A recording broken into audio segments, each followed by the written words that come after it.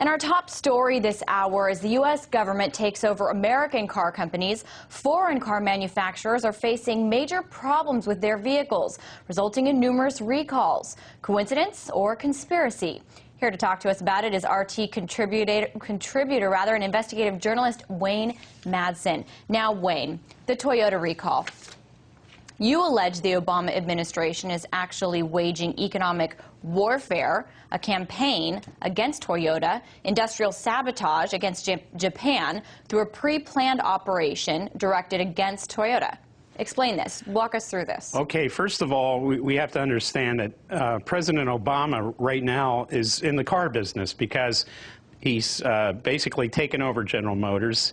He provided some assistance to Ford. Isn't it funny that it's Toyota and Honda now that have the defects? I would point out that Ford owns Mazda, and General Motors is the largest shareholder in Isuzu. Why is it that those two Japanese auto manufacturers haven't been named in this big defect hoopla? The sticky pedal, the electronic sensor and the pedal and the accelerator pedal is manufactured by a U.S. firm, CTS in Elkhart, Indiana.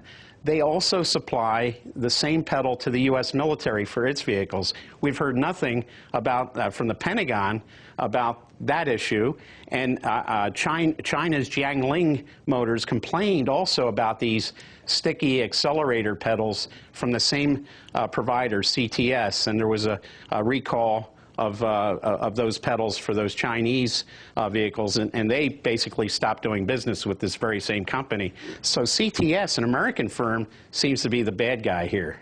So how do you connect them with the American government? What role are you saying the U.S. government played in this? Well, two things. Ray LaHood, the Transportation Secretary, former Republican congressman from Peoria, which is the home headquarters of Caterpillar, and their major competitor is Kubota Tractor Company of Japan.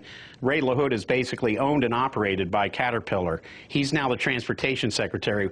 We know that LaHood was the first one out of the gate to say everybody ought to return their Toyotas to the dealership, and then he kind of backtracked on that, but that was pre-planned. That put the fear in every Toyota owner that there was something wrong with all Toyota vehicles. Now, the Prius, the hybrid vehicle, the only problem with that is an issue with the computer. That's a 2-minute fix. Of course, they hyped that issue up because that's a big seller for Toyota, the Prius.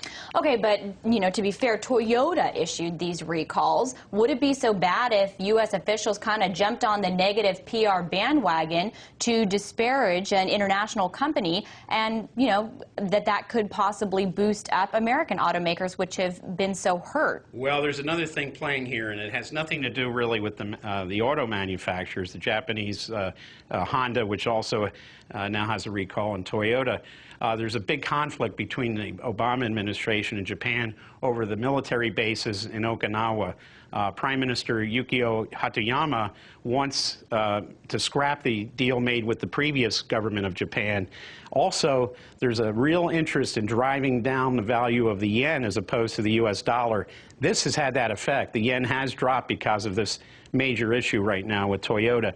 President Obama, of course, is in the business of being a car salesman, and we probably haven't seen this much hype since Joe Isuzu used to sell cars for his company, making outlandish claims on television. Well, Wayne, thanks so much for weighing in with so much more behind the Toyota recall, according to you.